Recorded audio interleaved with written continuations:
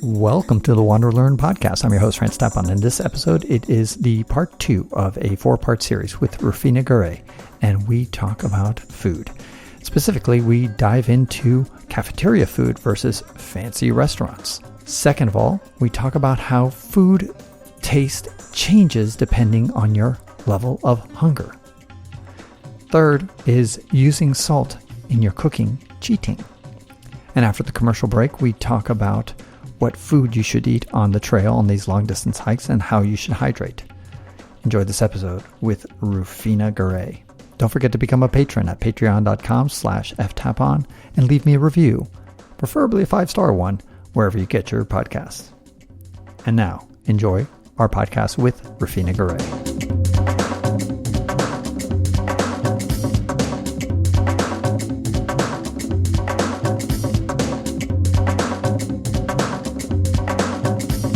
This other hypothesis, and tell me if I'm full of shit about this one too. Okay. I think there's a natural human tendency, especially amongst Americans, but it's probably a global phenomenon, that when food is served in a cafeteria style situation or any kind of like a buffet kind of thing, but especially cafeteria style, that no matter what is there, people are going to poo-poo it and criticize it on average and just denigrate it and say it's tasteless, it's terrible, etc. And conversely, you go to a restaurant that charges you over $100 a plate, almost universal thumbs up.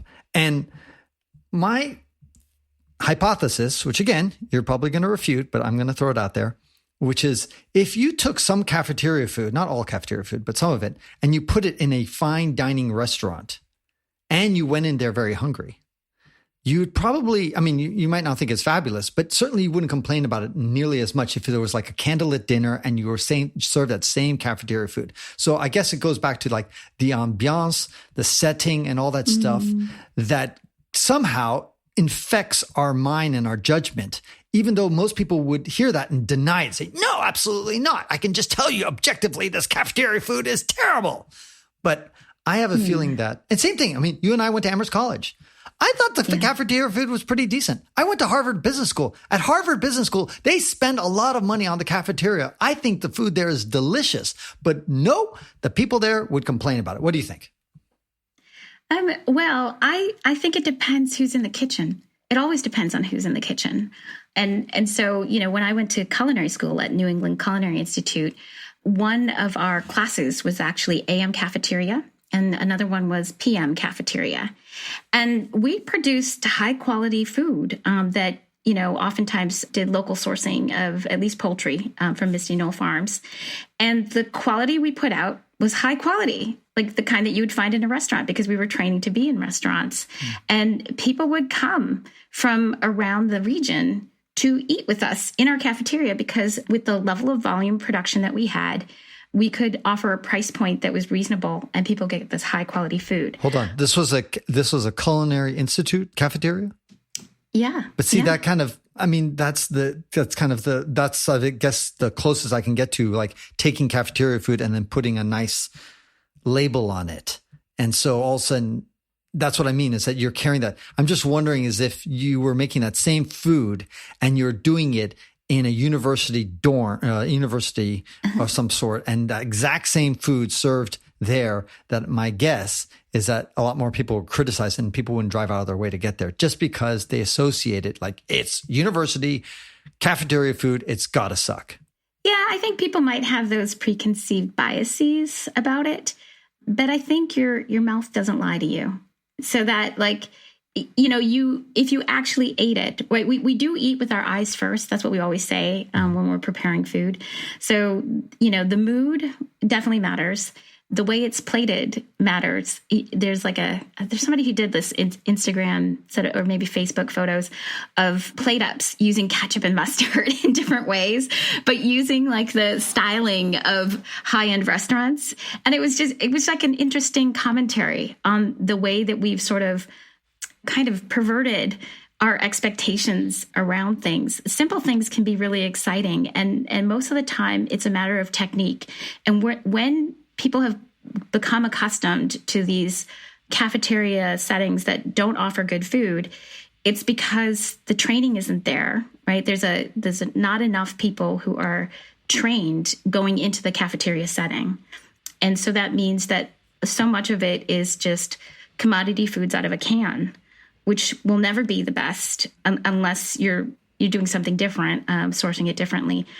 I mean, some of it can be like, harvested at the best time of year, but it's only ever going to be canned food as opposed to fresh. So one of the things I like that I'm seeing is, these sort of public schools in rural areas like where I am, they're taking the time to make from scratch food, and they're using local ingredients. And if you get that, if you get the access to local ingredients, like the soil here is so mineral rich, you almost can't mess it up, Francis. Like you can't, you just let the ingredient speak for itself. You'd have to work hard to destroy it almost in the cooking process. And then there are some people who really care, who are in the cooking world here and in the kitchens, and they've recognized that as a priority, it's important to feed our children healthy, good, nutritious food that tastes good, so that they're building a relationship with food that will continue through their lifetime, where they have the expectation of quality. Like, I think everyone should expect quality, whether you're, in a grade school, in a high school, or in a college. I'd like to see more people demanding that, and more essential workers sort of, taking ownership of that and getting paid for it too, for that knowledge base that would make a lot of things different in terms of quality. But yeah, I do think you're right. I think you could fool people into raving about a food made in a cafeteria that could be sold for $2 a plate, but just presented in a way and then charge $100-something for it. Mm-hmm. I think artistry can kind of help make those things happen on the plate. Sure. Right. And the other belief I believe in is an Estonian saying, which is, an empty stomach is the best chef. Empty stomach is a bit, well, not for me. I get hangry. I don't know if you have that experience. But the point of that saying, Rufina, is that when you're hungry, food tastes delicious. Always. Almost universally. Almost always. Yeah. Right. Almost and always. That's true. So I always think that, like, somebody says, hey, let's go to this expensive restaurant. I'm like, how about we wait an extra hour or two and then go to a much cheaper one? And that food will be a lot better tasting. Oh, interesting. That's such a unique thing to be thinking about. Yeah, it's just a random thought. Yeah. So that's that. Yeah. I will say you're right about that. Always like that level of waiting, if you go, I have a thing with hunger where if you go past a certain point, you're not hungry anymore. So if you get to that point, I think it's all the same. But if you're actually in that place of hunger, yeah, the meal could be anything. For me, I think what matters more is almost the intention of who's cooking. Like, you can tell the difference between exactly the same foods prepared by two different people. And I think you can, whether it's chi or love that infuses the food, you can taste and see the difference. They can have the same thing. Like I served as a culinary student as a judge for a King Arthur flour cake recipe baking contest. And it was just really interesting to see like how the same recipe could be taken by, I don't know, maybe there were 20 entries and produce a very different cake in each instance. And obviously there are so many factors in terms of heat, temperature, the kind of equipment, the way they mixed. But at the end of the day, I also know it's like the intention and the focus of the person who's doing that. How do you know though? And how do I know? Well, I wouldn't have known there, right? I could make certain assumptions based on how it was presented. Like, certain things that come out looking sloppy or uneven, like that somebody submitted it anyway, instead of saying, oh, it's not quite up to par. Let me sit out this one. Those things you can see. And then you can taste certain things where you're like, oh, this person was not focused. There's too much baking soda and it creates a certain, metallic taste in the mouth or something. So there's certain things you can know.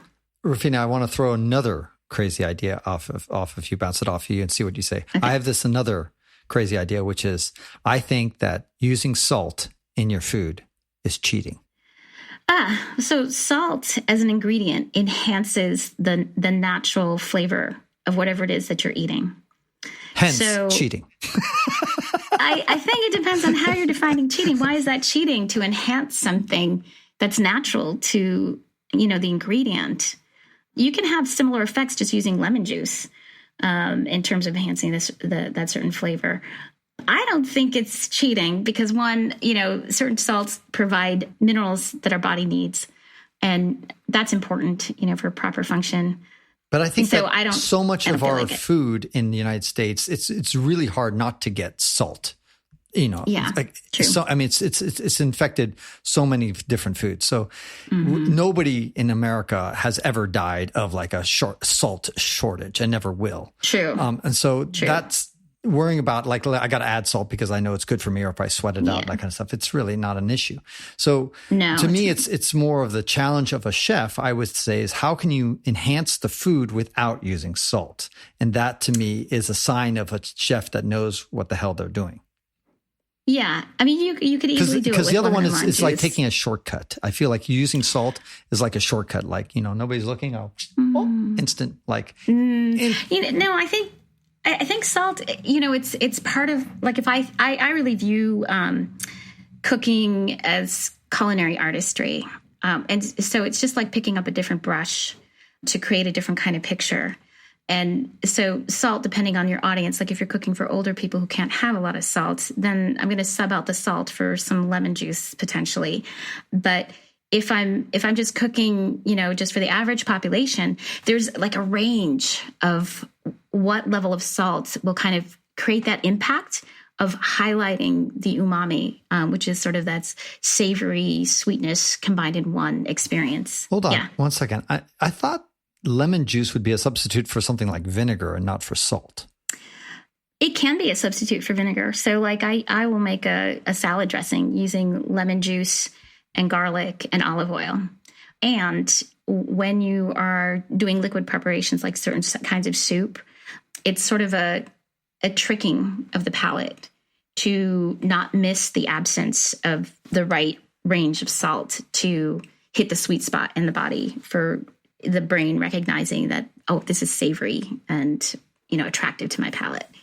So it's not like a one-for-one kind of substitution. It's more about how to change the balance of the profile of the food in front of you so that you can enjoy it. But I did that for a long time I went through a low sodium period for no reason. And it's healthier for you. It doesn't tax the kidneys as much. Salt and sugar really behave in the body the same way in terms of our kidneys as a filtration system. Right. So the less you use, the better off you are. Lemon juice has vitamin C, great for the Krebs cycle in the cells. So there are all kinds of reasons to opt for that. But I don't think it's a cheat. I think what I care about is whether a chef is oversalting or undersalting. Because when you take the ingredient of salt and you misuse it or miss the mark on using it, that feels, in our household, it feels sort of offensive. You go out to a restaurant and you pay for it and you're like, I put myself in your hands to show me what you recognize is the beauty of this food. And when you haven't used the appropriate amount of salt and you understate the flavor of the food by doing so, you create dullness in the food and it doesn't have the brightness it's supposed to have. But what's wrong with the salt shaker at the table? What's wrong? Is it too late? In some cases, yes, because like when you see, so this is about meat eating again, Francis. Oh my God! Salt on the steak before it hits the grill or it hits a griddle, it sears it in, and you have on the surface a reaction, a Maillard reaction that caramelizes the sugars at the surface, at the proteins.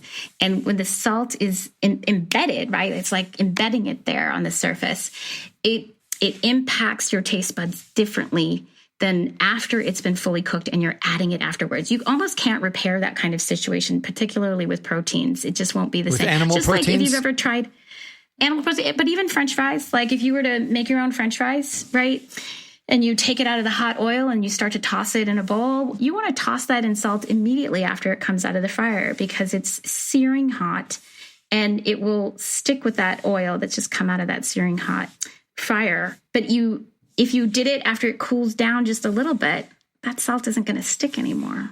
And so then you're going to get the dullness of potatoes. It's really, you can't, I don't think, for me personally, I'm like a potato fiend. It's not the same experience having an unsalted potato. This is not the same. Okay. So what do you think about that? Well, I agree with you. I mean, definitely things with salt always taste better, almost always. But yes, you can oversalt some things. But I just think that I aim for undersalting things. I mean, in the rare moments that I actually cook, just because I always feel like if somebody wants to add something more, they can always add something more. They can always add salt. And you can't take salt away if if to their taste you've oversalted it. So, but I understand the concept which you just said, which is adding it after the fact is not the same as doing it during the process. I think that there's certain situations where you got to do it during the process. But I just was curious what your answer to that. You've got some more questions. Let's go through them. This episode is sponsored by Rerouted, which is creating a trusted online marketplace to revolutionize the used outdoor gear industry. This allows you to create your own adventure. You know, buying outdoor gear is super expensive, and Rerouted is allowing you to do it in a sustainable and inexpensive way. For those who are buying gears, it's great because you're doing something that is environmentally responsible. You're recycling, reusing material and gear. You're also able to get it at an affordable price. So that's the win for those who are buyers. What about for the sellers? Well, you can donate to charity, and you can have 50% of the sale price go to your favorite charity. And also, it's a great way just to get rid of stuff that's been accumulating in your closet and not put it into a landfill. It's a great alternative. So how do you get involved? Whether you're a buyer or a seller, you go to rerouted.co. Again, that's rerouted.co. I'd like to take a minute to tell you about another podcast I think you'll enjoy. If I've learned anything about you, it's that you want real talk about the world around you. That's why I think you'll like the podcast Out Travel the System, brought to you by Expedia.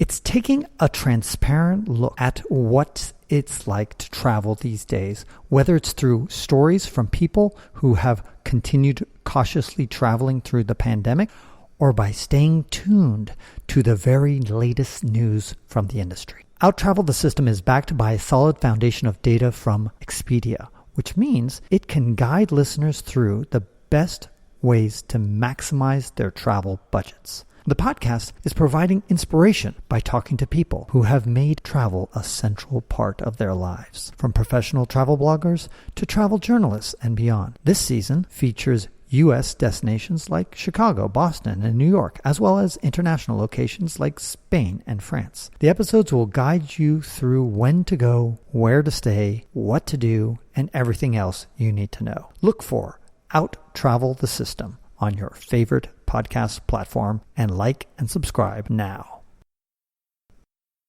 Yeah, let's go through some more of those questions.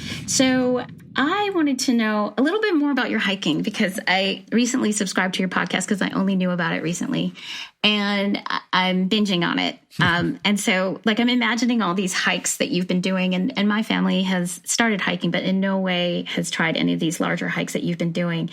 And I have struggled at times to sort of figure out how to find the right snacks on these kinds of hikes for the range of us. You know, I have a young son, and the two of us are chefs. So looking for the palatable snack that's lightweight, even drinks that might help with hydration for a child who doesn't like to drink very often. Those things would be really helpful to know about. In the Pacific Northwest, there's so many people who hike on a regular basis. I think it would be great for listeners to hear. In my own experience, I'll just say this. When I did the Boston to New York AIDS ride, every 15 miles, we stopped and we had half a banana and we had a Cliff Bar. And I loved Cliff Bars because they took me on many long rides. But after I did the AIDS ride, I did not want to eat another Cliff Bar. And it took me like 5 years to get back to eating them. And I love Cliff Bar as an organization.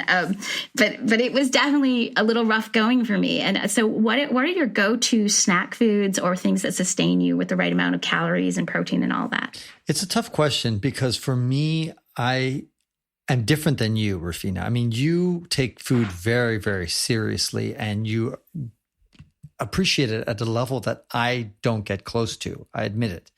I see, especially when I'm hiking, food as a utilitarian thing.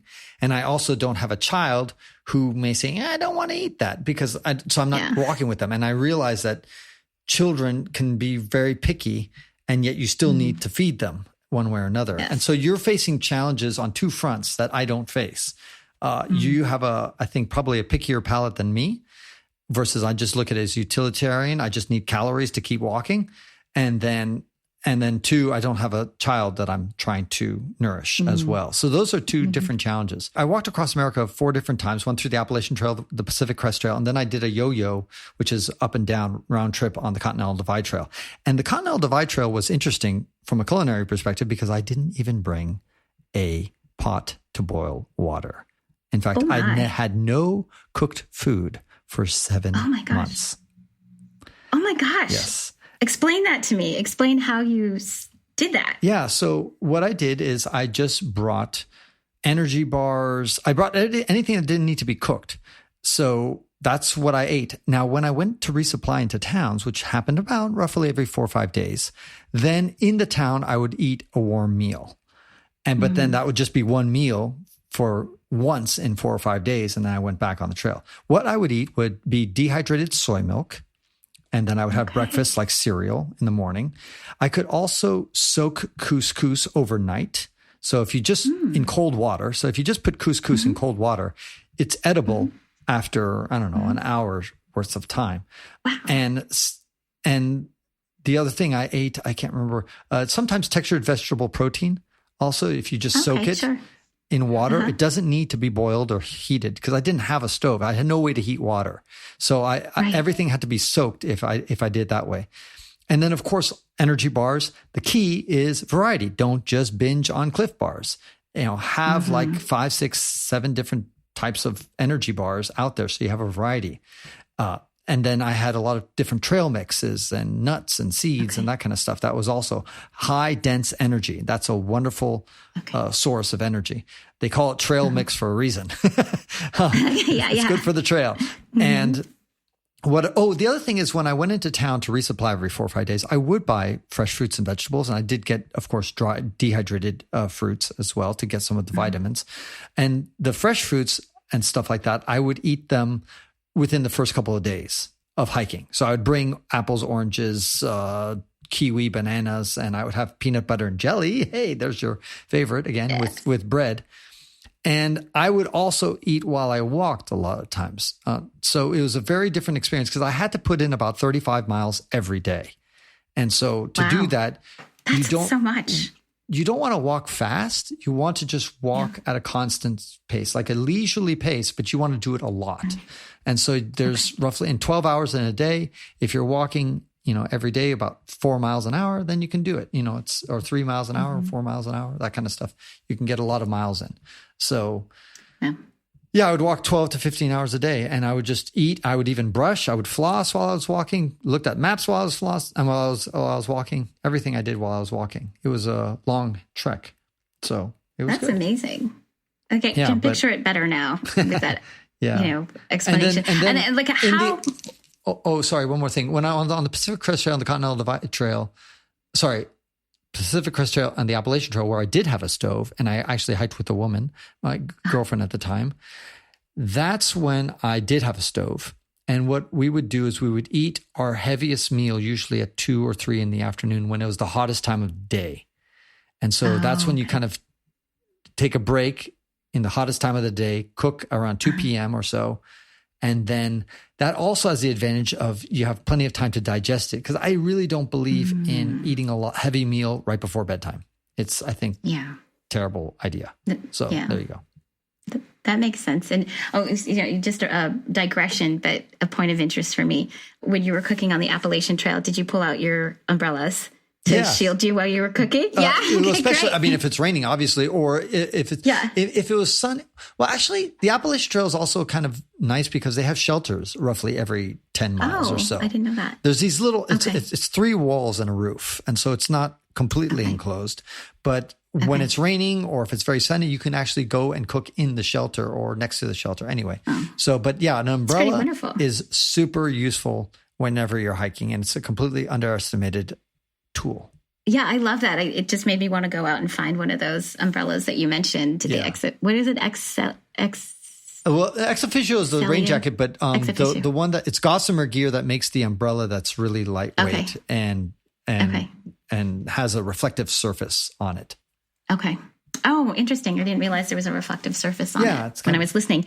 Yeah. It's interesting to me because my first experience of going to the Philippines when I was 5 years old, my aunt bought me a parasol, and you had mentioned the word parasol in the podcast.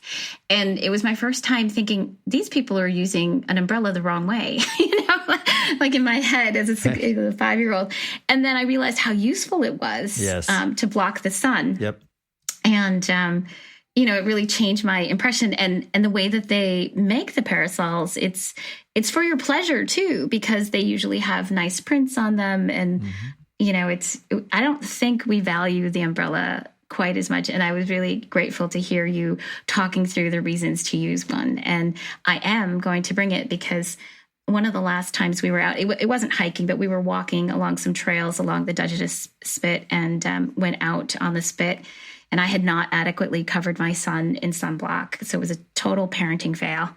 And when we got home, his ear looked like bacon. Oof. And so that's like our code word, our code phrase. You when he doesn't want to put on the sunblock, we don't want your ear to look like bacon. But maybe a reflective umbrella would be a really nice thing that he would enjoy because he is not a hat wearer. Right. And I like that idea. Yeah. So. Totally. What's your next question? How much of your pack is dedicated to food space, like percentage wise? Okay, so versus the other equipment? That's a good question. So food is probably the heaviest item as far as volume is concerned, because and you want to make it especially so. Like you don't want to take, I don't know, rice crackers or something that takes up a lot of volume in your pack but offers very few calories. That's again going back to nuts and trail mix. It's dense. And you want dense amount of healthy calories in your food. And so as a percentage of your pack, it might only take up about at maximum 25% of your backpack, because what really takes up a lot of space is your sleeping bag, to some extent the tarp, and then you have some other stuff, but maybe about 25%. And of course, as you hike through the days, that percentage goes down to nearly zero. Because ideally, if you planned it right, you should be coming with an empty backpack to the next town, to the next resupply point. But yeah, about 25%, I would say. And as far as weight, though, it's different. As far as the percentage of the weight, it can be up to 50% or more of the weight. Oh, because again, it's dense, right? And so my backpack without food and water weighed about 6 pounds or about 3 kilograms, which is very little. And I definitely carried more than 6 pounds of food. So it was probably about 75% of my weight was food. Maybe 80% of the pack weight was food. A lot. And of course, water. Water is super heavy as well. And when you're walking across, I walked over 2,000 kilometers worth of deserts. And those are, you got to carry a lot of water, sometimes 6-8 liters of water. One time when I was in Libya, I was walking to the tallest mountain of Libya. I was walking with Rejoice, my wife, and her and my brother-in-law, and the three of us. We carried about 38 liters of water between the three of us. It was a lot of water because we weren't going to have water for like 2 days nonstop of walking. Yeah, so water's heavy. That's an interesting thing to me because I think I have certain fears around running out of water or running out of food. I'm sure that comes from my parents and their sort of relationship as immigrants, like my father in particular. You did not pass that fear down to your son, my dear. Because he's not afraid of running out of water because he doesn't drink enough water. I know. I have been inadequate in expressing those types of things, but I would say that like to embark on a journey where you would know that there could potentially be some scarcity of those things.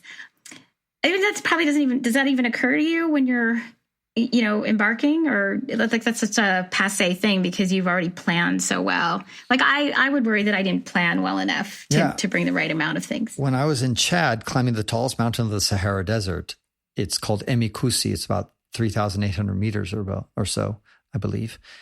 There, I did not plan well.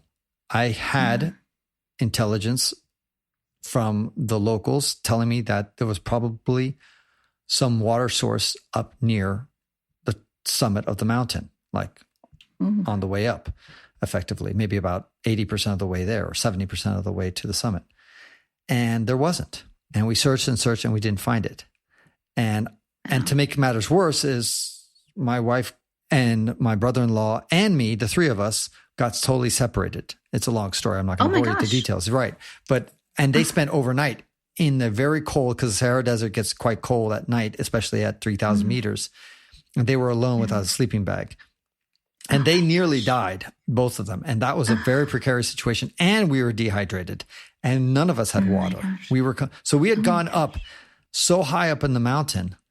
And we could have not easily, but we could have made it. We've been quite thirsty had we just all stuck together and gone up to the top of the mountain, the summit, turned around and come all the way back. We would have been thirsty, but we could have made it. And the problem is that we all went in three different directions and got separated, and we wasted a lot of energy and a lot of hydration walking up and down the mountain and getting lost and looking for each other and all that kind of stuff. So by the time we actually reunited, we were utterly dehydrated.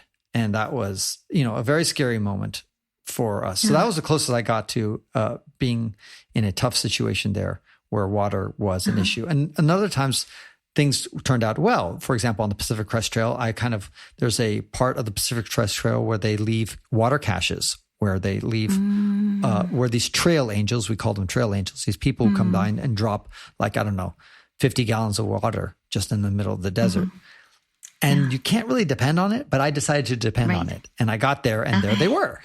Oh, that's nice. But had they not been there, yes, and I'm sure that happens to plenty of Pacific Crest Trail hikers. They get there and they're expecting, but that can be also for a stream. You might expect a spring to be active, but you come there too late in the season, or it wasn't a really wet winter, and so the spring is not running full, and you get there and you can be screwed. And it's always that balance. And so most people, what they do is that they take more water than they think, and that's it. But other times, and that's probably what you would do since you've got a phobia of this. But But it's not quite a phobia yet. I haven't done anything enough to know. No, but it would be a phobia. Like if you did set out, you'd be overly cautious, I would be worried. My guess. And you would overplan and take too much water, even though it's heavy. Yeah. You would just say, I'd rather be safe than sorry. Yeah, I can recall traveling around Italy 2 different times.